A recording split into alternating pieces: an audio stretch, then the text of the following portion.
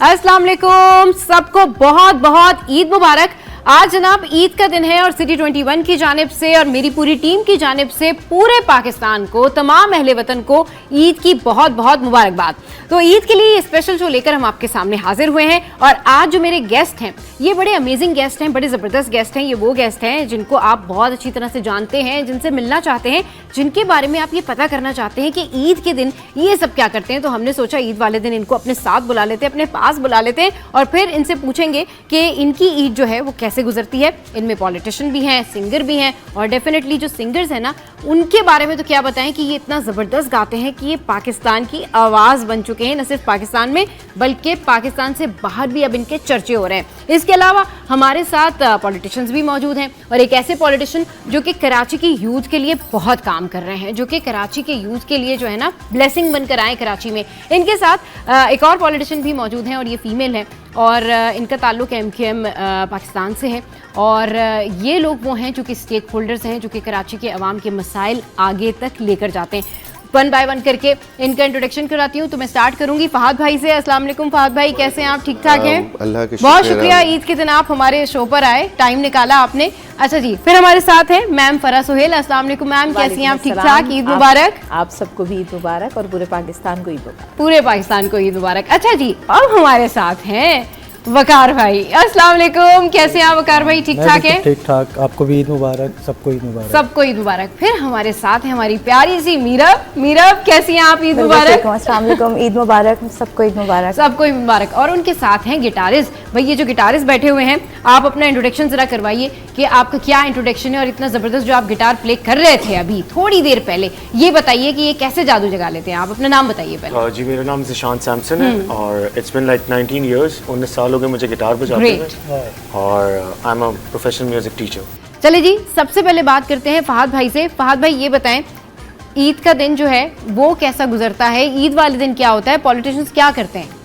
देखिए, ईद डेफिनेटली कि ईद का दिन ऐसे ही गुजरता है जैसे आपके प्रोग्राम में बैठे। हाँ बिल्कुल। यहाँ के बाद अब क्या मसरूफियत होनी है? फैमिली एंगेजमेंट्स और घर वालों के साथ टाइम स्पेंड करना। लोग ईद के दिन छुट्टी मनाते हैं और सियासतदान अपने हलकों में जाते हैं। हाँ। अवाम के साथ गेट टुगेदर्स करते हैं। ईद मिलन पार्टीज होती हैं, बहुत सारी जगह से इनविटेशंस होता है, लेकिन उसको मैनेज करके चलना पड़ता है। हाँ। पॉलिटिशियन का हमेशा से ये है कि ईद हो, बकरीद हो, कोई भी मतलब फेस्टिवल हो, उसकी मसरूफियात उसी तरीके की होती हैं और बढ़ जाती हैं। और क्योंकि बहुत सारे लोग ऐसे एक्सपेक्ट करते हैं हमसे कि हम उनके घरों पे जाएं, उनसे ईद मिलें, अपने हलके में जाएं। डेफिनेटली मैं खुद भी इलेक्शंस लड़ता हूँ तो अपने हलके में भी टाइम देता हूँ। वहाँ पे ईद की नमाज हमारी कोशिश होती है कि अपने हलके के अंदर अदा करें। अच्छा। अपनी आवाम के साथ, अपने वोटर्स के साथ, अपने सपोर्टर्स के साथ। तो इसी तरीके से मसरूफियात में गुजरता है और कोशिश करते हैं कि जब टाइम मिले तो थोड़ा सा सो के भी गुजार लें। हाँ, तो सही, इसी बिल्कुल। यही सिचुएशन होती है और फिर आपके घर पे लोगों का आना जाना होता है। हाँ, और सही। उसके बाद आप जैसी हमारी बहनें हमें तंग कर देती हैं हाँ। ईद शो में आ जाएं। ईद शो में बुला लेते हैं ईद और वाले दिन हमारे के भाई लिए, जो हमारे शो में आ चैनल जाए। ईद शो कर रहे होते हैं हाँ, तो वो सही। बोलते हैं कि आप आ जाएं, तो उसमें भी टाइम मैनेज करके निकाल के टाइम आना मैनेज पड़ता करके है। निकालना। तो बहुत ज्यादा हेक्टिक होता है। हमारे लिए कोई नया नहीं है क्योंकि हमारी पूरे साल यही रूटीन रहता है, एंगेजमेंट्स, लोगों के साथ मिलना झुलना, आना जाना। सही। तो वो ईद के दिन भी इसी तरीके की सिचुएशन, ईद के दिन भी इसी तरह की जो है वो सिचुएशन रहती है। मैम फरा हमारे साथ है। मैम आप बताएं आपकी क्या मसरूफियात रहती हैं? पॉलिटिशियंस ईद कैसे गुजारते हैं? अब ये ना कहिएगा आपके शो पे आ गए, वो तो आप आ गए, अब आगे इससे क्या आपकी मसरूफियात है? जी, मसरूफियात तो जैसे भाई ने कहा हाँ। कि पॉलिटिशियंस की मसरूफियात दूसरों के साथ मिलना, अपने हलके में ये जाते हैं। हाँ। ख़वातीन की थोड़ी बढ़ जाती हैं। सही। हमें पकाना भी होता है, बच्चों को भी देखना होता है, मेहमानों की मेहमान नवाजी भी करनी होती है। सही। तो मेरे ख्याल से डबल हो जाती है मसरूफियत। सही। और फिर ज़ाहिर है रमज़ान के बाद ईद का दिन खुशियों का दिन है, लोगों के साथ मुलाकात भी होती है। ख़ास तौर पे वो लोग जो हमारे इलाके में जो जिनके घरों में फौतगी हो जाती है उनके यहाँ जाना बड़ा ज़रूरी होता है। तो ईद के दिन एज अ पॉलिटिशियन अगर मैं कहूँ कि मैं एक सियासतदान होने के नाते उन लोगों के घर ज़रूर जाती हूँ। सही। ताकि उनके दुख में हम उनके साथ शामिल रहें। उनके दुख में साथ शामिल हो, ये बहुत अच्छी बात की है क्योंकि आपको दुख सुख में अपने वो कारकुन और वो जो पॉलिटिशियंस होते हैं, वो जो सियासतदान होते हैं जिनके बहुत सारे कारकुन होते हैं, उनके साथ काम करते हैं, उनको नहीं भूलना चाहिए। चलिए जी, वकार भाई से पूछते हैं, कंपटीशन तो चल रहा है, ठीक है, उसके साथ साथ ईद कैसी गुजर रही है? यहाँ आगे अभी क्या प्लान्स हैं और आगे मजीद क्या करना है भाई? क्या कुछ मसरूफियत है? सबसे पहले तो आपका बहुत शुक्रिया, आपके चैनल का बहुत शुक्रिया। Thank you so much for inviting me. And मैं तो इस दिन का बहुत बेसब्री से इंतज़ार कर रहा होता हूँ। अच्छा। क्योंकि पूरे रमज़ान मुझे सोने का नहीं पता होता। छुट्टियां मिल जाती मैं ना इस दिन बड़े सुकून से सोता हूँ, सही। बट आपने मुझे बुला लिया। थैंक यू जी, थैंक यू नींद खराब करने के लिए। मैं घर जाके फिर सोऊंगा ना। घर जाके फिर सोएंगे। मेरा एक दिन सही। कुछ ऐसा ही होता है कि ज़्यादा सोना और खाना और फैमिली में बैठना, सही, फिर सो जाना। फिर सो जाना। चले जी, बस अभी तो आगे बहुत सारी बातें हैं जो पूछनी है। ईदी किस किस को देते हैं, किससे लेते हैं, ये तो अभी सबसे पूछना है मैंने। मीरब, आप बताइए आपकी ईद कैसी गुजर रही है और यहाँ के बाद क्या प्लान्स हैं और इससे पहले क्या प्लान्स हुए हैं आपके, ये तो जरा बताएं। अच्छा, मेरी जो है ना वो ईद यूजली, क्योंकि मुझे गाने के साथ साथ खाना बनाना बहुत अच्छा लगता है। अच्छा, ये तो बड़ी मैं अच्छी बात अगर सिंगर ना होती तो मैं शायद कोई शेफ होती या कुक होती। अच्छा। जी, मेरा ऐसा है। सही। तो मेरी ज़्यादा मसरूफियत जो है वो किचन में होती है। तरह तरह के खाने, कोई न्यू डिशेस मैंने स्पेसिफिकली ईद के लिए और रखी होती हैं। हाँ। कि मैं उस दिन जो है ये मीठा बनाऊंगी या उस दिन जो है ये डिश बनाऊंगी, ये डिश बनाऊंगी। तो सही। वो होता है। और हमारे घर में आना जाना बहुत है लोगों का, मिलना जुलना, तो उसमें बहुत ज़्यादा होता है एज यूजुअल। हाँ। I don't want to repeat, लेकिन जब हाँ। आप लोग इतने प्यार से बुलाते हैं सही। शोज में हाँ। और इस तरह चैनल्स में, तो वो मसरूफियात सही। भी ऐड हो जाती है। वो भी मसरूफियात फिर ऐड हो जाती हैं। अच्छा जी, जिशान भाई बड़े खामोश बैठे हुए हैं, क्या वजह है? आप ईद वाले दिन इतने खामोश बैठे हुए हैं, क्या कोई मैं सोच रहा था कि क्या बताऊं, क्योंकि क्या बताऊं? ईद पे इवेंट्स बहुत होते हैं। बहुत बीइंग अ events म्यूजिशियन होते हैं, इवेंट्स हाँ। बहुत ज्यादा होते सही, हैं। तो क्योंकि पूरे रमजान में तो कोई ऐसा इवेंट नहीं होता, हाँ। तो ईद पे आके ही जो है ना मसरूफियत बढ़ जी, जाती है, exactly, इवेंट ज्यादा होते हैं, ज़ाहिर है तकरीबात भी ज्यादा होती हैं, पूरे इस हवाले से सिंगिंग जो है वो भी बहुत ज्यादा होती है। अच्छा चलिए जी, बातों का सिलसिला तो जारी है, लेकिन अगर यहाँ पर मीरब हैं यहाँ पर वकार है, तो फिर ऐसा हो नहीं सकता कि हम इनसे सॉन्ग्स ना सुने। मीरब, आपसे स्टार्ट करते हैं, आप हमें सॉन्ग सुनाइए और अपनी खूबसूरत आवाज़ में, जैसे आप पाकिस्तान आइडल में सुनाती हैं उस तरह से सुनाइए। और मीरब की खास बात ये कि मीरब को ना लोग बहुत पसंद करते हैं, इंक्लूडिंग मी। और ये दो जो लोग यहाँ पर बैठे हुए हैं, ये जो वहाँ पर गाते हैं, अमेजिंग गाते हैं, क्योंकि खुद भी इससे पहले भी वकार में मेरे शो में आए थे और मैंने खुद देखा था कि ये दोनों वाकई बहुत अमेजिंग गाते हैं। इनसे डुएट भी करवाएंगे, लेकिन अभी पहले मीरब आप। ये भाई मीरब ने बहुत ज़बरदस्त जो है वो सॉन्ग गाया है। एंड इस तरह का जो पाकिस्तानी टैलेंट है ना, ये पूरी दुनिया में पाकिस्तान का नाम रोशन कर होते हैं। अच्छा, फहद भाई और मैम पर हम यहाँ पे बैठे हुए हैं। फहद भाई, इन लोगों को देख के आप लोगों को कितनी खुशी होती है? इन लोगों के लिए मजीद हमारी जो गवर्नमेंट है वो क्या कुछ कर सकती है? इतना ज़बरदस्त ये सिंगिंग टैलेंट है पाकिस्तान आइडल में इस वक्त जो है वो पूरी न सिर्फ पाकिस्तान में बल्कि पूरी दुनिया में अपना जो है वो लोहा मनवा रहे हैं। और जिस तरह से इनका टैलेंट है, इनकी सिंगिंग है, पड़ोसी मुल्क से जो इनके लिए रिव्यूज़ आते हैं, तो हमारी गवर्नमेंट इन लोगों के लिए क्या कुछ प्लान रखती है? देखिए, डेफिनेटली यंग टैलेंट है। हाँ। और इट्स रिस्पॉन्सिबिलिटी ऑफ गवर्नमेंट कि वो उनको अपॉर्चुनिटी और प्लेटफॉर्म प्रोवाइड करे। सही।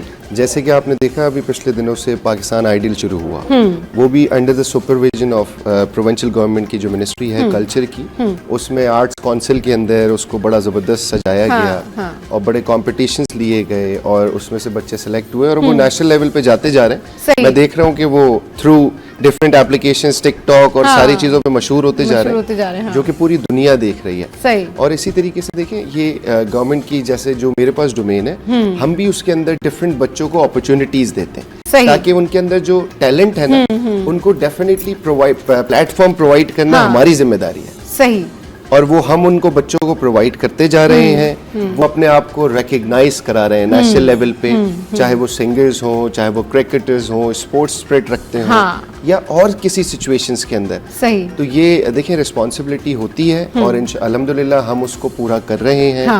वजीर आजम की जानिब से भी बहुत सारी चीज़ें लाई गई और अभी पिछले दिनों आपने देखा होगा कि डिफरेंट सिचुएशंस में बच्चों को प्लेटफॉर्म्स दिए गए, अपॉर्चुनिटीज दी गई कि वो वहाँ पे आए और अपने आप को नेशनल लेवल पे रिकग्नाइज कराएं। जो टैलेंट छुपा हुआ था वो निकल के आ रहा है, मीरब की शक्ल में, वकार की शक्ल में। अब देखिए ना, आप कितने जबरदस्त सिंगर्स हैं पाकिस्तान के अंदर, बहुत टैलेंट है। आप यकीन करें कि इतना टैलेंट है पाकिस्तान में, क्योंकि मैं अब इन चीजों के अंदर इन्वॉल्व हूँ बहुत अरसे से। तो ऐसे ऐसे बच्चे निकल के आते हैं कि हम सोचते हैं कि ये कहाँ छुपे हुए, कहाँ छुपे हुए। बिल्कुल फहद भाई की बात से ना मुझे जो हमारे टेनिस स्टार हैं असाम, उनकी बात याद आ गई। वो ये कहते हैं कि मतलब जब जो लोग उनको कांटेक्ट करते हैं टेनिस के लिए, या जो वालिदैन इंटरेस्टेड है अपने बच्चों के लिए कि वो जाएं, तो वो कहते हैं इतना टैलेंट है पाकिस्तान में कि आप सिलेक्शन करते करते थक जाएं, लेकिन टैलेंट आना जो है वो बंद नहीं होता। मैम, कैसे देख रही हैं आप हमारा ये यंग टैलेंट? पाकिस्तान का यंग टैलेंट, और ये वो टैलेंट है कि बिलीव मी, अगर ये टैलेंट पड़ोसी मुल्क में हो तो पड़ोसी मुल्क में अब तक तो कई अपॉर्चुनिटीज इनको मिल चुकी होती और पता नहीं कितनी चीजें इनके साथ प्रोजेक्ट्स वगैरह साइन हो चुके होते। क्या सोच रखती है MKM Pakistan art and culture के हवाले से, यूथ को प्रमोट करने के हवाले से, क्या पॉलिसी है आपकी?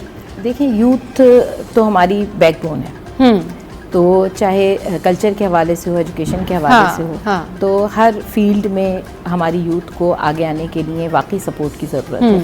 और टैलेंट इतना है पाकिस्तान में, आप देखें चाहे खेल के हवाले से हो या कल्चर में अपनी गुलकारी के हवाले से हो, तो ये एक तरह से पूरी दुनिया में पाकिस्तान का नाम रोशन करते हैं। सही। और दुनिया ये नहीं कि खाली पाकिस्तान जा रहा है और अप्रिशिएट किया जा रहा है पाकिस्तानी टैलेंट को। इंशाल्लाह ताला, जहाँ तक मैं समझती हूँ कि थोड़ा हमारा जो फिल्म बनाने का जो एक सिलसिला है वो ख़त्म हो गया है, जिसकी वजह से ये चीज़ एक थोड़ी कम हो गई है गुलकारी का और अदाकारी का। लेकिन हमारे ड्रामास तो बहुत अच्छे बन रहे हैं, ड्रामास की तो बैक टू बैक प्रोडक्शंस हैं, लेकिन इतने ज़्यादा पॉपुलर हो रहे हैं जो ड्रामे के होते हैं, तो उसमें ज़रूर अपना टैलेंट ये दिखाएं। OST वगैरह एंड ऑल दैट, अल्लाह ताला इनको कामयाबी भी दे। सही। तो ये हमारे मुल्क के लिए बहुत अच्छा एक है कि ये ऐसे प्रोग्राम होने चाहिए, जैसे पाकिस्तान आइडल हो रहा है, ये हर साल होने चाहिए ताकि टैलेंट और ज़्यादा जो टैलेंट छुपा हुआ है वो लोगों के सामने आए और ये अपना भी कामयाबी हासिल करें और मुल्क का भी नाम रोशन करें। सही। चलिए जी, बातों का सिलसिला जारी है। अभी मीरा पे यहाँ पर है, वकार यहाँ पर है, इनसे पूछेंगे क्या कुछ होता है बैक स्टेज, लड़ाइयाँ वगैरह होती हैं। यहाँ तो बड़े दोनों खुश नजर आ रहे हैं, लेकिन असल कॉम्पिटिशन में क्या होता है ये जानेंगे एक ब्रेक के बाद। हमारे साथ रहिए। Welcome back. तो जनाब, मज़े मज़े की बातें हो रही हैं, तो फिर मज़े मज़े के गेम्स भी खेल लेते हैं। और ये जो आप देख रहे हैं ये पर्ची सिस्टम, ये है जनाब टंग ट्विस्टर। इसमें से मैंने एक पर्ची निकालनी है और अब देखती हूँ कि उसमें क्या टंग ट्विस्टर है। फिर 1 बाय 1 आप सब लोगों ने वो करने की कोशिश करनी है। जो जीत जाएगा ऑब्वियसली वो जीत जाएगा। अच्छा जी, पहला टंग ट्विस्टर है, ईद की ईदी आयशा ने उजलत में आदत उल्टे गिने। ईद की ईदी आयशा ने उजलत में अदद उल्टे गिने। उजलत में जल्दी ईद की ईदी आयशा ने उजलत में अदद उल्टे गिने। भाई, ईद की ईदी आयशा ने उजलत में अदद उल्टे गिने। ईद की ईदी आयशा ने उलझत में अदद उल्टे गिने। मैम आप स्टार्ट करें। ईद की ईदी आयशा ने उजलत में अदद उल्टे गिने। ये मीरब भी बची हुई है। मीरब, आयशा ने उजलत में अदद उल्टे गिने। यस, ये जबरदस्त। भाई देखें, दोनों खवातीन इस बारे में बाजी मार गई तो फिर हैं। आप कह टंग दीजिए। ट्विस्टर में खवातीन ही बाजी लेके देखिए, मैं और वकार नहीं बोल पाए ना। जी बिल्कुल, वकार भाई। और अच्छा जी, अभी देखते हैं कि क्या है। काम की बात है। हाँ जी, काम की बात ही है, ये सिवैयों की बात हो रही है। इसमें है जी, सजी सजाई सिवैयों से सिदरा सबको सैराब करे। सजी सवाई जल्दी जल्दी बोलना है जी। मैं बोल सजी सजाई सवैयों से सिदरा सबको सैराब करे। यस जी, इसे कहते हैं टंग। मीरा आप बोलिए। सजी सजाई सवैयों से सिदरा सबको सैराब करें। भाई, सजी सजाई सवैयों से सिदरा सबको सहरा। ये देखिए जी, ये आसान चीजें जी मैम। सजी सजाई सिवैयों से सिदरा सबको सैराब करें। चलिए जी, ये हो गए जी। अभी इसको हम स्टॉप करते हैं, फिर थोड़ी देर में जो है वो स्टार्ट करते हैं। ऐसा नहीं है कि हम इनको जो है वो जाने देंगे इतने मजे से। अब बात हो रही थी कि बैक स्टेज झगड़े क्या होते हैं। तो बैक स्टेज जो झगड़े होते हैं, जरा बताएं। ईद वाले दिन वैसे झगड़ों का जिक्र नहीं करना चाहिए, लेकिन ये फनी झगड़े होते हैं, इसलिए मैं बात कर रही हूँ। तो ये क्या होता है फिर बैक स्टेज, जब कंपटीशन होता है उससे एक दिन पहले क्या कुछ हो रहा होता है? अच्छा, उससे एक दिन पहले तो बहुत ज़्यादा सब कंफ्यूज होते हैं बिकॉज परफॉर्मेंस को लेकर। हाँ। और एज सच कोई झगड़ा तो नहीं होता मेरे ख्याल से। एक हो तो बताएं। बस एज सच कोई झगड़ा नहीं होता, बहुत सारे झगड़े होते हैं। और हम एक दूसरे से अपना गाना छुपा रहे होते हैं। हाँ सही। मेरा गाना ना सुन ले, हाँ। इसको बाहर कर। लेकिन मुझे किसी ने बताया था कि कोई दीवार से कान लगा लगा के भी सुन रहा था। बिल्कुल, मैंने आपको बताया। तो सही। अब तो कुछ इस तरह का हो गया कि सबको इंडिविजुअल ना उनके गाने उनके मोबाइल पे व्हाट्सएप पे चले जाते हैं कि आपने ये याद करके आना है। सही। फिर जब मुझे रिहर्स करनी है तो फिर मेरा बहाना खड़ी हो। सही। और मेरा को रिहर्स करनी है तो फिर मैं ये बहाना छुप छुप के रिहर्सल कैसे होती होगी मेरा? ये बेसिकली होता है इस तरह है कि जिसकी टर्न है, जिसकी रिहर्सल की टर्न है, हाँ. उसको जो है वो जैम रूम में बुला लें। हाँ. एंड जो सिर्फ जो मेन लोग हैं musicians and you know Shuja sir हमें जो डायरेक्ट करते हैं सारा वो हो, बाकी कोई भी एक्स्ट्रा कंटेस्टेंट ना हो। फिर वो एक गाने पता चल जाते हैं तो थोड़ी सी वो नोक झोंक उसमें हो जाती है। हाँ, हाँ. और जरा एक बंदा एट ईज होता है बिकॉज पहली दफा वो रिहर्स कर रहा होता है गाना और उसको उस तरह आता नहीं है जिस तरह वो ऑब्वियसली स्टेज पर परफॉर्म करता है, सही। तो बहुत सही। तो इसलिए जो है वो थोड़ी सी प्राइवेसी उसको करते हुए मतलब अपनी अपनी रिहर्सल छुपाने के लिए जो है वो थोड़ा सा छुपाने के लिए कुछ ना थोड़ा कुछ सा जरूरत है। हाँ। कंटेस्टेंट भी जो है वो एट ईज हो जाता है कि वो कंफर्टेबली रिहर्सल कर यहाँ पे झगड़े की एक बात बताऊंगा। हाँ हाँ बताएं। झगड़ा कुछ इस तरह होता है कि हम लोग बैक स्टेज तो बड़े प्यार से मिल रहे होते हैं, क्या हाँ। हाल है, आप कैसे हैं? ठीक हाँ है। सही। स्टेज पे जाने के बाद आंखें बदल गए, एक दूसरे से आंखें बदल लेते हैं ना। हाँ अल्लाह करे ये अच्छा ना गाए, अल्लाह करे अच्छा ना गाए, अल्लाह करे ये बुरा अल्लाह गाए। करे ये बुरा गाए, मैं अच्छा गाऊं, मतलब ना हाँ झगड़ा जाहिर होता सिर्फ- है एक प्रोफेशनल हाँ कंपटीशन झगड़ा है, जाहिर सिर्फ है। हाँ। इंटरनली है, हाँ। कोई फेस पे एक दूसरे के सामने कोई झगड़ा नहीं करते, हाँ, बड़े सही। प्यार से रहते हैं। बड़े जैसे हम- प्यार से रहते हैं। जैसे हम साथ सही। बैठे हुए अभी अभी साथ बैठे हुए हैं जैसे, हाँ बिल्कुल, अभी ये दोनों साथ बैठे हुए हैं, इन्होंने डुएट भी गाना है। अच्छा फहद भाई ये बताएं, पॉलिटिशियंस जो हैं उनमें क्या कोई कंपटीशन होता है कि भाई इस ईद पे कौन क्या पहन रहा है, कौन क्या नहीं पहन रहा है, या पता तो करें कि फलाना मेंबर जो है वो क्या खरीद के ला रहे हैं, ये क्या खरीद के ला रहे हैं, ऐसी कुछ होता है ये मतलब? देखिए डेफिनेटली कंपटीशन तो हर फील्ड में है। हाँ और पहनने की वजूहत जो हम तो आपको पता है कि मर्द हजरात कुछ भी हाँ। पहन लेते हैं। नहीं मर्द हजरात भी आजकल बहुत कंपटीशन करते हैं फहद भाई, अब ट्रेंड बहुत चेंज हो गया है। थोड़ा सा मैचिंग्स भी ज्यादा होने मैचिंग लगी। ज्यादा हो गई अब बिल्कुल। तो डेफिनेटली ऐसा तो नहीं होता कि हाँ। किसी ने क्या पहन लिया, किसने क्या पहना नहीं। तो हमारे पास बहुत सारे वेयर्स होते हैं, बहुत सारे कलर्स होते हैं कि हम वो पहन सकते हैं। सही। खवातीन में बड़ा मसला है ये कि वो एक ही ब्रांड से दो लोग अगर कपड़े ले लें और एक ही महफिल में चले जाएं तो क्या हाल होगा कि वो सबसे ट्यूनिंग बड़ा हो जाएगी। मसला यही है। हाँ। डेफिनेटली। तो देखिए इसमें तो लाजमी होता है हाँ। और हमारा कोई इशू नहीं है। तो भाभी की शॉपिंग करा देते आप पहले ही जल्दी करा भाभी देते की शॉपिंग बिल्कुल करा देते सही। हैं और बच्चों की? बच्चों की भी करा देते हैं। सही। इसी वजह से क्योंकि ये टाइमिंग का बड़ा मसला होता है। टाइमिंग का मसला तो होता है। रमजान में या उससे पहले ही, और हाँ। हमारी शॉपिंग तो सालों साल हो रही होती है, सालों साल होती है। हर महीने सही बात। कपड़े बन रहे होते हैं क्योंकि हमें मुख्तलिफ कपड़ों में जाना होता है। हाँ नहीं तो अब जब ईद का, जैसे आज ईद का दिन है तो अब ज़्यादातर आपके जो भी मेंबर्स हैं, ज़्यादातर जो भी आपके पॉलिटिशियंस हैं, मतलब आपकी पार्टी के लोग हैं, वो मिलने भी आते हैं या आप उन्हें देखते हैं तो डिस्कस करते हैं कि भाई हो भाई फलां ने तो बहुत ज़बरदस्त ड्रेस पहना हुआ था इस दफ़ा ईद पे, मतलब ऐसी कोई गॉसिप होती है? डेफिनेटली डिस्कस होता है। और अच्छा। हम क्योंकि उस चीज को इतना ज्यादा मॉनिटर नहीं करते एक दूसरे को। अब जैसे मुझसे अगर किसी की मैचिंग हो रही है तो मैं कोट उतार दूंगा, अच्छा वाह तो स्मार्ट। शलवार कमीज में भी अच्छे लगेंगे। हाँ सही। तो वो ये वाली जो सिचुएशन है ना, हाँ। वो थोड़ी सी यही ऐसी तो होती है। कंपटीशन है फहद भाई। लेकिन ये जरा खतरा जो है ये हमारी खवातीनों में ज्यादा होता है। खवातीनों में अगर ज़्यादा एक होता है। महफिल में दो खवातीन एक जैसे हाँ। कपड़े पहन के आ जाएं तो बस फिर टेंशन शुरू हो जाती है कि और उनके ओहो, हस्बैंड साथ हो तो वो एक दूसरे अपने हस्बैंड्स को ही देख रही होती है। मैम आप बताएं क्या होता है जो फीमेल पॉलिटिशियंस होती हैं उनकी तैयारी, और फिर वो अगर जैसे भी फहद भाई ने कहा कि एक महफिल में दो खवातीन एक जैसे कपड़े पहन ले तो मसला हो जाता है, आप लोगों में फीमेल पॉलिटिशियंस में भी ऐसी प्रॉब्लम होती है कि ओहो ये तो मैंने इस ब्रांड से लिया था, ये भी यही पहन मेरे के आ ख्याल गई, से आज तो- ही पहनना था इनको ये। नहीं ऐसा कभी हुआ नहीं वैसे। अच्छा। लेकिन अब मरूम आमिर लियाकत की तरह हम भी नारा लगाते हैं एक जैसे कपड़े, एक जैसे कपड़े। हाँ, सही। तो ये हो जाता है खवातीन में, लेकिन अभी तक ऐसा इत्तेफाक हुआ नहीं सही। कि मैंने किसी गैदरिंग में खवातीन पॉलिटिशियंस को एक जैसे कपड़े पहने देखा सही। हो। अच्छा। लेकिन हाँ, लेकिन सब अपने तौर पे बड़े अच्छे तरीके से ड्रेसअप होकर आते हैं। सही। और कोशिश यही होती है कि खानों का शौकीन कौमी कौन ज्यादा लिबास- है आपकी पार्टी में, कौन ज्यादा खानों का शौकीन?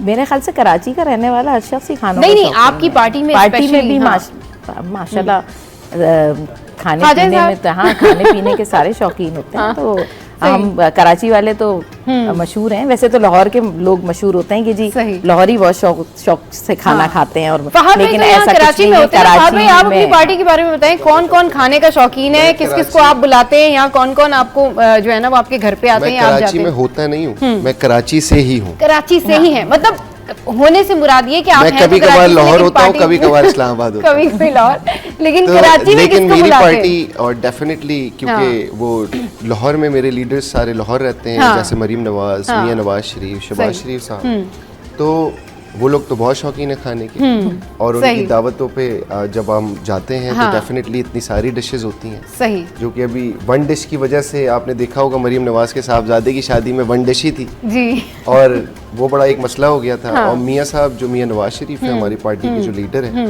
वो बहुत ज़्यादा शौकीन है और सही। अच्छे खाने की, बहुत ज़्यादा, मतलब ऐसा नहीं कि फेमस पुराने आलू गोश्त हो गया हाँ, और पालक सही। पनीर हो गया, हाँ, सही। इस टाइप के खानों के मैं इतना शौकीन नहीं हूँ। सही। जो भी मिल जाता है वो खा हाँ, लेते हैं, और सही। आजकल तो डाइट पर हूँ तो इसलिए वैसे ही खा कॉन्शियस रहा हूँ। कौन ऐसे लीडर हैं आपके कि जैसे होते हैं ना कि भाई पूरा अगर खाना लगा हुआ है या डिनर का टाइम है, लंच का टाइम है, उसमें बहुत सारी चीजें बनी है, वो बता रहे होते हैं इसमें ये चीज कम है, ये क्योंकि थोड़ा सा मैं- ज्यादा मैंने होता है, ना, मसाला ज्यादा हो जाता है भाई। क्योंकि मरीम नवाज साहिबा जो कि चीफ मिनिस्टर पंजाब हाँ। है, मैंने उनके साथ बहुत कैंपेन की है पीडीएम के दौर सही। में, क्योंकि वही एक जलसे करती जा रही थी हाँ, पूरे हाँ। पाकिस्तान में, तो मैं उस उनके टाइम साथ पे। चला हूँ। 15-15 दिन हम गिलगित बल्तिस्तान, 15-15 दिन आज़ाद कश्मीर, तो मैंने उनको देखा है कि वो बहुत इस मामले में कॉन्शियस है, अच्छा डाइट के ऊपर बहुत ज़्यादा कंट्रोल रखती हैं। और हाँ। हमारी बहन जो कि जीनत बनी हुई थी पिछले दिनों टीवी की, मरियम औरंगजेब साहब, हाँ बिल्कुल भाई। तो वो मुझसे किसी ने सवाल कर लिया वो कि क्या राज है? क्या उन्होंने 30 करोड़ रुपए खर्च किए। मैंने कहा यार 30 करोड़ रुपए खर्च कर दिए, जबकि मैं उनको बहुत अच्छी तरह जानता हूँ, और उन्होंने अपना वेट कम किया है। हाँ और सही। जब वो इंसान वेट कम करता है ना, हाँ। तो उसके चेहरे पे मतलब ब्राइटनेस आना शुरू हो जाती है Brightness आना शुरू हो डेफिनेटली, जाती है, हाँ। कि जब आपकी जिस्म से पसीना आता है, आप वेट हाँ। कम करते हैं, एक्सरसाइज करते हैं, Exercise वॉक करते करते हैं, योगा करते हैं, हाँ। तो वो ऑटोमेटिकली वो आ जाती है। तो मैंने उधर बैठ के बोला, मैंने कहा वेट कम किया है, हाँ। 30 करोड़ खर्च नहीं किए, इसका मैं गवाऊं। हाँ, और सही।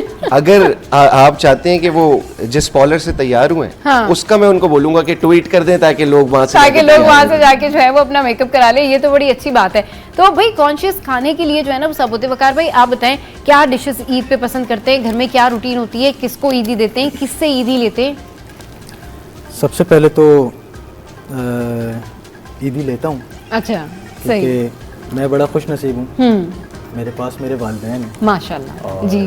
मैं सबसे पहले नमाज पढ़ने के फ़ौरन बाद अम्मी के पास आके ईदी लेता हूँ, और अब्बू से ईदी लेता हूँ, फिर खाना खाते हैं। स्पेशल एक को जो हाँ जाहिर है मीठा एक होता ट्रेडिशन होता है। हाँ हमारा एक स्पेशल मीठा है, अच्छा राजस्थानियों का एक स्पेशल ट्रेडिशन मीठा होता है हमारा, कुछ सवैयों के साथ हाँ वो खाते हैं। फिर उसके बाद घर में भतीजा भतीजी हैं, भाई के बच्चे हैं, बहन के बच्चे हैं, सही। तो उन सबको, छोटों को तो ईदी देता हूँ, बाकी हाँ। घर में सबसे छोटा मैं हूँ, तो मुझे बहुत सारी ईदी मिलती आपको ज्यादा ईदी मिलती है, वाह भाई। मीरा आप बताइए जरा। यार मेरा इसमें बड़ा सैड मामला है, क्योंकि मुझे बचपन में ओहो। मिलती थी बहुत ईदी। अब जब से बड़े हुए हैं तो वो ईदी का कॉन्सेप्ट घर से जो है ना वो आहिस्ता अब देरी आहिस्ता पड़ती जाता जा रहा है। है। सही। तो अब वो मांगनी पड़ती है कि यार हम हैं तो आपके बच्चे ही ना, हाँ, ईदी दे दो दें। ईदी। हाँ, सही। ये होता है। वरना मेरे से छोटा एक मेरा छोटा भाई है, हाँ। वो आ जाता है फौरन सामने अपना हक हाँ। लेने, भाई हाँ। चलो ईदी ईदी निकालो। दे दो, ईदी दे और दो, हाँ। वरना कुछ जो है वो मजे की चीज मंगा के दो, क्योंकि वो खाने का बहुत शौकीन है। हाँ। तो ईद है, कुछ मजे का कुछ ऑर्डर करते हैं, कुछ order तो करते वो हैं। ऐसे वो वाला होता है। सही। चलिए जी जिशान भाई आप जरा बताएं आपका ईद का क्या सिलसिला है, क्या खाते हैं, किससे ईदी लेते हैं, किसको ईदी देते हैं, ये जरा बताएं, क्योंकि आपके तो इवेंट्स भी बहुत होते हैं अब ईद पे।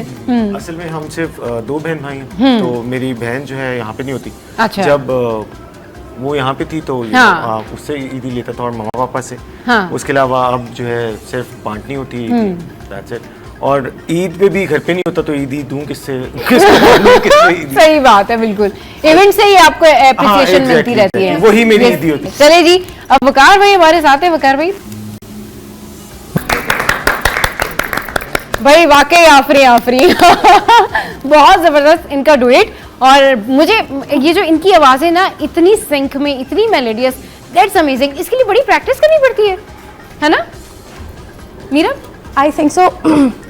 सिंक में गाने के लिए प्रैक्टिस हाँ। की जरूरत नहीं पड़ती। अच्छा, आई सही। Think we are lucky that हमारी वॉइस टोन्स मैच करती हैं। मैच करती हैं। हाँ। That's one thing. तभी हमें जब पता चल रहा था कि शायद हमारा डुएट राउंड आने वाला है, हाँ। तो हम बहुत स्केप्टिक थे और बहुत कॉन्शियस थे कि हम किसके साथ गाएं जिससे हमारी साथ? आवाज मैच करे, हाँ। या जिसके जो हमें समझे। समझे। तो आई थिंक एक म्यूजिकल अंडरस्टैंडिंग होती हाँ। है, एक म्यूजिकल केमिस्ट्री अंडरस्टैंडिंग, और जिसके वजह से जैसे कहते हैं सिंक इसकी वजह करती से है। जो है वो हाँ। इतना इसके लिए किसी रियाजत की जरूरत नहीं इसके लिए पड़ती किसी है, रियाजत की सिंक जरूरत नहीं, करने इसके लिए एक म्यूजिकल अंडरस्टैंडिंग की जरूरत होती है, हाँ। अच्छे पार्टनर की जरूरत होती है जो आपकी आपको आवाज, समझ ले। टोन किसके साथ थोड़ी मैच करे। सही। अच्छा फहद भाई अब कुछ हम ना आपसे ऐसे क्वेश्चन करेंगे जिनके जवाब आपने देने जल्दी जल्दी से, ठीक है?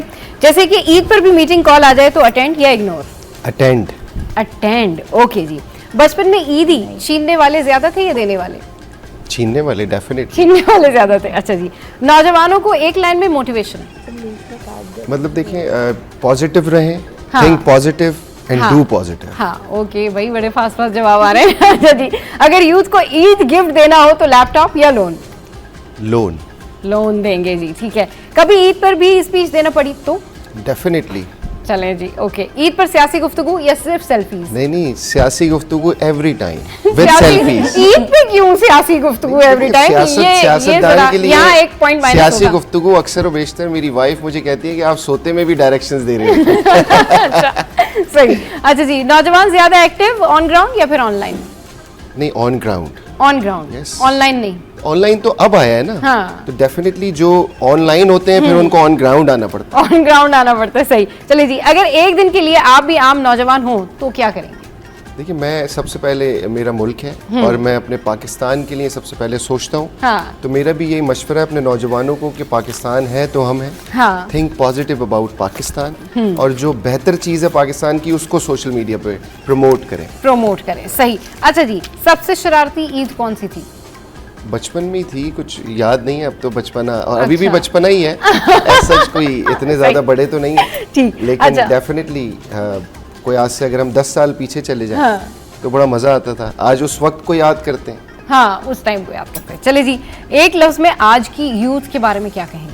देखिए, मैं अपनी यूथ को यही पैगाम दूंगा, आज ईद का दिन है हाँ। और अगली ईद तक आप फैसला कर लें। देखिए, हमारे यहाँ ना बहुत सारी ऐसी सिचुएशंस होती हैं कि बच्चों का आजकल रुझान इस तरीके का हो गया है, तो मैं हमेशा एक बात ज़रूर कहता हूँ कि नमाज 5 वक्त की पढ़ा करें। हाँ। सिर्फ रमज़ानों में नहीं, सालों साल।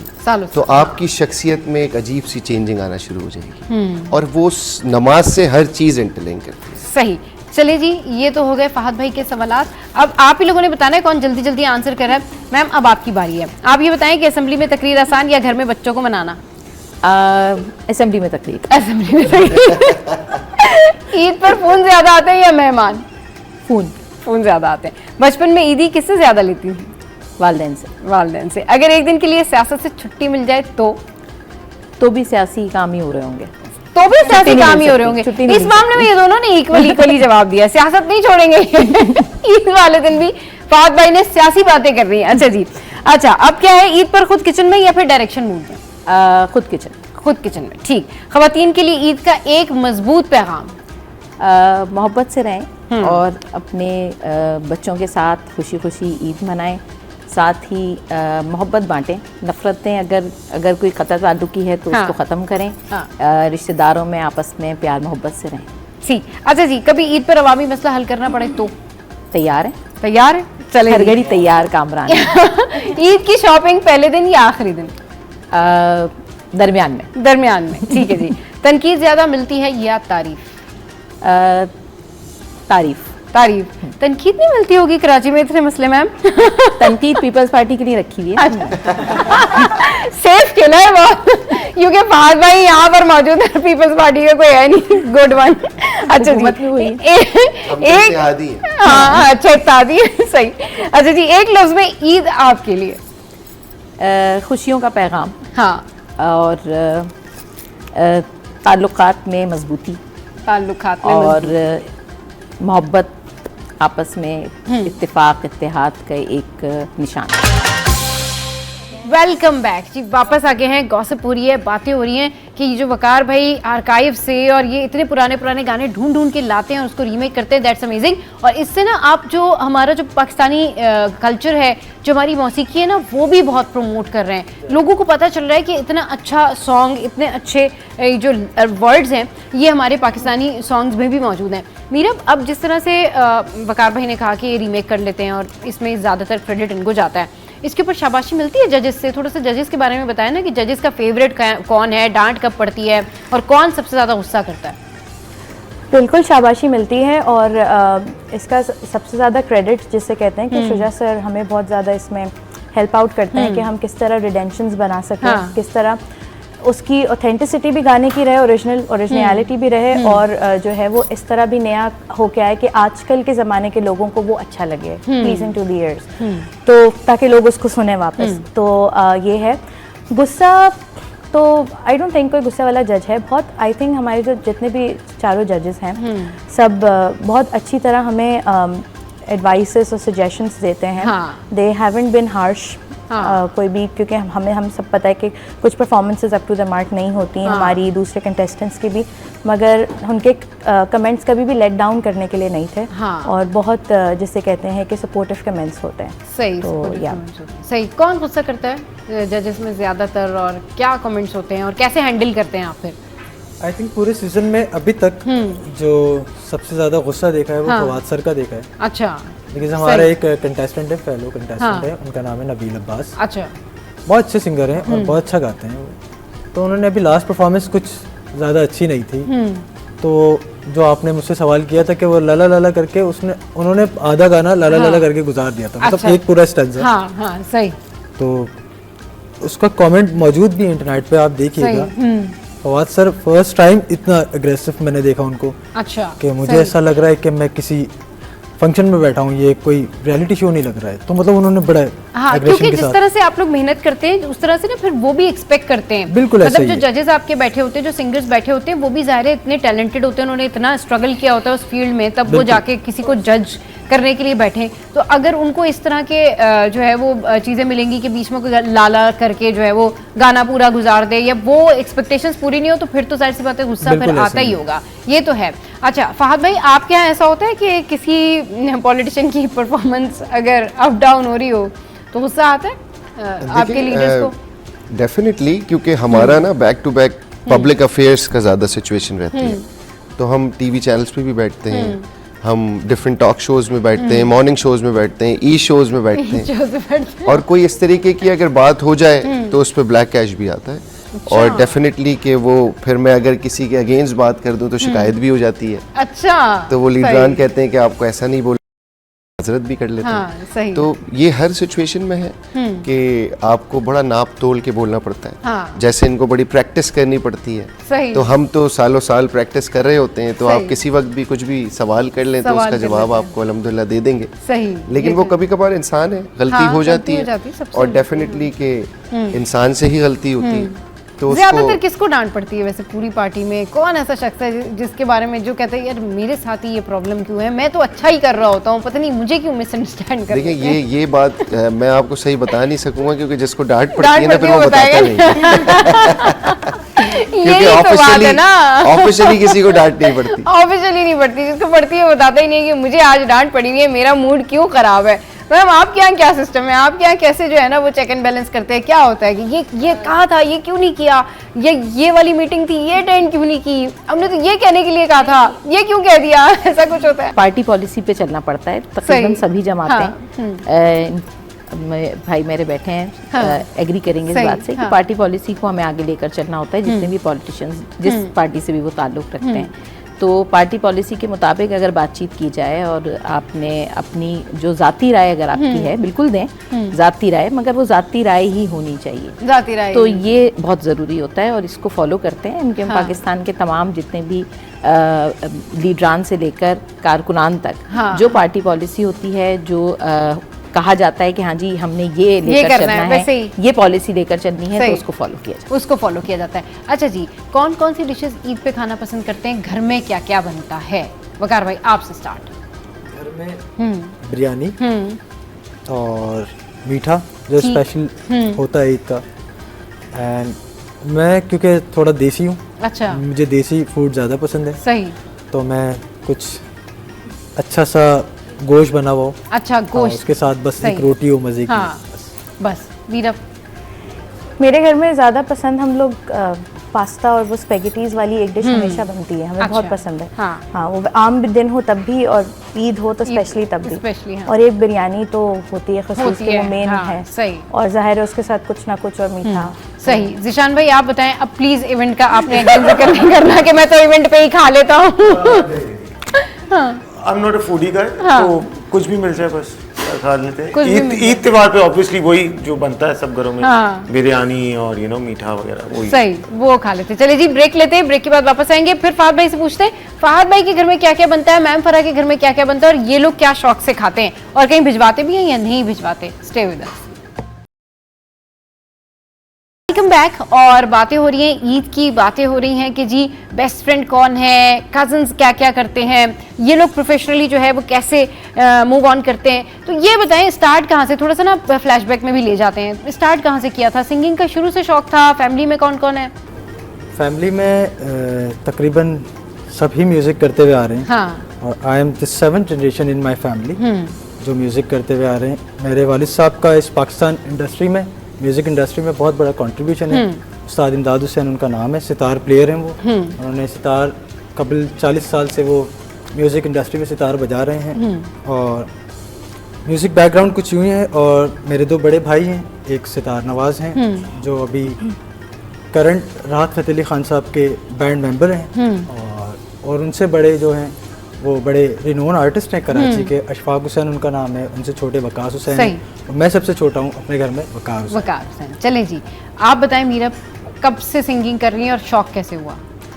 मुझे शौक स्कूल से हुआ था, क्लास 8 से। हम सारी दोस्त ने लास्ट बेंच पे बैठ के हम लोग गाने गाते थे। हाँ। इस तरह इसको कभी प्रोफेशनली बनाने का वो स्टेप और वो करेज नहीं ले पाई, लेकिन जैसे ही टाइम गुजरता रहा थोड़ा थोड़ा, जैसे कहते हैं कि अब आई वाज फाइनली वेटिंग कि कोई अपॉर्चुनिटी हो या कोई ऐसा ब्रेक हो या कुछ हो। And I want to thank Pakistan idol that they recognised me, my voice. और अगर मुझे लोग सुन रहे हैं और पहचान रहे हैं तो उसकी वजह से। सही। तो कोई शौक नहीं था, मगर अब पूरी तरह इसमें हूँ। सही। जिशान भाई, आपने कब से स्टार्ट किया? 19 years I am like into music. और कोई फैमिली में कोई इंस्पिरेशन था? बिल्कुल, जिनसे सीखा। अच्छा। मेरे टीचर थे विल्फ्रेड जॉर्ज। अच्छा। वही मेरी इंस्पिरेशन थी। और बस उन्हीं को देख के गिटार शुरू किया था। और ये एक ब्लेसिंग जो बहुत अच्छी रही वो ये थी कि फैमिली सपोर्ट रहा, मामा डैडी की तरफ से। Yes, they were very supportive, जिन्होंने मुझे रोका नहीं शौक से। So that's it. चलें जी, फहद भाई आप बताएं आप कैसे पॉलिटिशियन बने? मतलब क्या बचपन से शौक था या हादसाती तौर पर, या फिर हालात और वाक़यात देखते हुए क्या? देखिए, मैं आपको बताता चलूँ, बड़ी अमेजिंग सिचुएशन है कि मेरी पूरी फैमिली में अगर हम बोलें 4 फादर्स एक मिसाल दी जाती है तो कोई पॉलिटिक्स में है ही नहीं। अच्छा। और मैं ही एक पॉलिटिक्स में आया। ओके। और वो मैं कैसे आया? हाँ। कि मैं एक अपनी ऑर्गेनाइजेशन चलाता था विद द नेम ऑफ सफाई, it's social association for aiming improvements. मैं जब इंग्लैंड से आया था तो मैंने उसको चलाया। और कराची के अंदर उस वक्त निज़ाम था कचरे का बहुत ख़राब। तो हम उसको और हेल्थ के ऊपर और एजुकेशन के ऊपर उस NGO को चलाते थे with universities and colleges students, वो हमारे मेंबर्स थे। तो हम कुछ ना कुछ बेहतरी करना चाहते थे। एक स्टेज पे आके PMLN की उस वक्त फेडरल गवर्नमेंट थी और मुशाहिदुल्लाह खान मरहूम उस वक्त फेडरल मिनिस्टर थे क्लाइमेट चेंज के। उन्होंने मुझे सपोर्ट किया। तो जब उन्होंने सपोर्ट किया, मतलब किसी भी उसके लालच के बगैर, तो फिर हम थोड़ा सा चीज़ों को बढ़ा सके। और आपको ना सोशल वर्कर और पॉलिटिशियन बीच में एक दीवार होती है कि एक पॉलिटिकल पार्टी से एफिलिएट हो जाए तो बाकी काम सेम ही होता है। तो इस तरीके से फिर जब उन्होंने मुझे सपोर्ट किया और जब मैंने पॉलिटिक्स में आने का सोचा तो मैंने एक ओवरव्यू किया कि कौन सी पॉलिटिकल पार्टी इस पाकिस्तान में बेहतर है। नोबडी इज 100%, लेकिन कौन बेहतर है हम इसकी समझ रखते हैं। सही। तो PMLN पार्टी जो थी वो सबसे बेहतर थी। हाँ। जब वो हुकूमत में आए, चाहे मियां नवाज शरीफ वजीर आजम बने या शहबाज साहब चीफ मिनिस्टर थे, पाकिस्तान की बेहतरी के लिए काम किया। तो दैट्स वाई मैंने PMLN ज्वाइन की। फिर मैंने इलेक्शंस लड़े 2018 में भी, 24 में भी, और अल्हम्दुलिल्लाह आज भी मैं PMLN में हूँ। और मुझे पार्टी ने बहुत इज्जत दी। बीइंग अ कराचीआइट मुझे ज़्यादा रिस्पेक्ट मिलती रही। और ज़्यादा रिकग्निशन मिली। और अल्हम्दुलिल्लाह मैं सिंध में पहला आदमी था जिसको वजीर आजम ने इस गवर्नमेंट के फॉर्म होने के बाद बनाया। मुझे प्रॉपर हैंड होल्डिंग करते हैं और अब मेरी बात सुनती है पूरी फेडरल मिनिस्टर जितने भी हैं वो सब बात सुनते हैं। और मैं कोई अगर वॉइस रेस करूं किसी के लिए, स्पेशली कराची वालों के लिए, तो वो बहुत एक्टिवली उस मसले के हल के ऊपर बात, मतलब डिस्कशन रहता है। मैम, मेरे हस्बैंड MQM के कारकुन थे, यूनिट इंचार्ज थे। उनकी शहादत हुई 2015 में। अच्छा। उनकी शहादत के बाद मुझे अप्रोच किया। फिर मैं 2016 में सिटी काउंसलर बनी। अच्छा। उसके बाद अब MP हूँ, MP पाकिस्तान की तरफ से। तो इस तरह सियासत में आने इस तरह सियासत में आए। चले जी, हर किसी के साथ कोई ना कोई स्टोरी होती है, या किसी को शौक होता है, या फिर किसी को बहुत ज़्यादा लगन होती है कि जी हमने ये काम करना है, तो फिर वो चीज़ें अचीवमेंट की तरफ चले जाती हैं, अचीव कर लेते हैं लोग। अच्छा, मैसेज, ईद का मैसेज, आप क्या मैसेज देना चाहेंगे वकार भाई ईद का? मैं सिर्फ एक ही मैसेज देना चाहूँगा कि अपने दिल को साफ रखें और जितने भी लोग आपसे मिलें उनसे प्यार से मिलें और सबके साथ खुशियाँ बांटें। सबके साथ खुशियां बांटें। मीरब, ईद का मैसेज? आई थिंक ईद खुशियों का त्यौहार है, तो खुशियाँ बांटें सबके लिए। अपने दिल में अगर कोई नाराज़गियाँ हैं, कोई लड़ाई झगड़े हैं तो उसको दूर करें और बस खुशी मोहब्बत से रहें अपने घर में और अपने सब दोस्तों में। सही जी, आप बताएंगे? Stay happy, stay blessed, and pray for this. सही, and come to the event. आप अपने तमाम लोगों को इवेंट पे इनवाइट कर सकते हैं। फहद भाई, मैसेज? देखिए, मैं ये मैसेज देना चाहूँगा नौजवानों को, स्पेशली जो कि 65% है पाकिस्तान में नौजवानों का स्टेक है। तो यही मैसेज देना चाहूँगा, जैसे पिछले रमज़ान आपने जो गुजरे हैं उसमें देखा कि पाकिस्तान एक बड़ी सिचुएशन से गुजर रहा था, तो हमने अपने पाकिस्तान के साथ मुत्तहद रहना है। और हम अगर पाकिस्तान के साथ मुत्तहद रहेंगे तो अपने साथ डेफिनेटली रहेंगे। और एक दूसरे की किसी भी सेल्फ असैसिनेशन, क्योंकि आजकल AI की वजह से ना बड़ी सिचुएशंस क्रिएट होती जा रही हैं, कोई भी नेगेटिविटी आए आप उसको फॉरवर्ड करने से या शेयर करने से पहले उसकी रिसर्च जरूर कर लें एक दफ़ा, सही, ताकि वो चीज़ आपकी उसकी ऑथेंटिसिटी पता लग जाए, तो ही हमारा मुल्क बेहतर हो सकेगा। और अगर मुल्क बेहतर होगा तो हम बेहतर होंगे इंशाल्लाह। बेहतर होंगे। Ma'am, message? अपनी फैमिली के साथ, अपने बच्चों के साथ एक खूबसूरत वक्त गुजारें। सही। सब लोगों से मेरी गुजारिश है। और एक बहुत ज़रूरी चीज़ कि शुक्र अदा करें अल्लाह ताला का इस बात पर कि आप एक ऐसे मुल्क में हैं जहाँ पर इस वक्त रमज़ान भी बहुत अच्छे तरीके से लोग रोज़े भी रख रहे हैं, सुकून के साथ, आज़ादी के साथ। और अल्लाह ताला ने हमें ऐसा मुल्क अता किया जो अभी इतना मजबूत है हमारी अफवाज की वजह से, तो हमें मुत्तहिद रहने की ज़रूरत है। अल्लाह ताला का शुक्र अदा करें कि आप अपने मुल्क में हिफाजत के साथ मौजूद हैं और अपनी खुशियाँ भी अपने लोगों के साथ मना। यही तो बात है ना कि सबसे बड़ी खुशी इस बात की होती है कि अल्हम्दुलिल्लाह हम पाकिस्तान में मौजूद हैं और पाकिस्तान हमारा मुल्क है, और हम हैं, रहें या ना रहें, पाकिस्तान को रहना चाहिए। बात यह है कि सबसे पहले पाकिस्तान, क्योंकि अगर पाकिस्तान है तो हम हैं। अच्छा जी, अब क्योंकि हमारे पास इतना टैलेंट मौजूद है और पाकिस्तानी टैलेंट है, आप बताएं। एक मिनट, फहद भाई भी गुनगुना लेते हैं थोड़ा। फहद भाई, आप ये बताएं, जो सॉन्ग आप गुनगुना सकें वो ये लोग गा लेंगे, फिर आप इनके साथ गा लीजिएगा। मैं गुनगुनाता नहीं हूँ, लेकिन अच्छा सुनने का शौकीन हूँ। नहीं, अभी थोड़ा बहुत आप गुनगुना भी लेंगे। दिल दिल पाकिस्तान। चले जी, दिल दिल पाकिस्तान, जान जान पाकिस्तान। सबको ईद मुबारक, खुश रहिए, खुशियां बांटिए। आप सबको ईद मुबारक।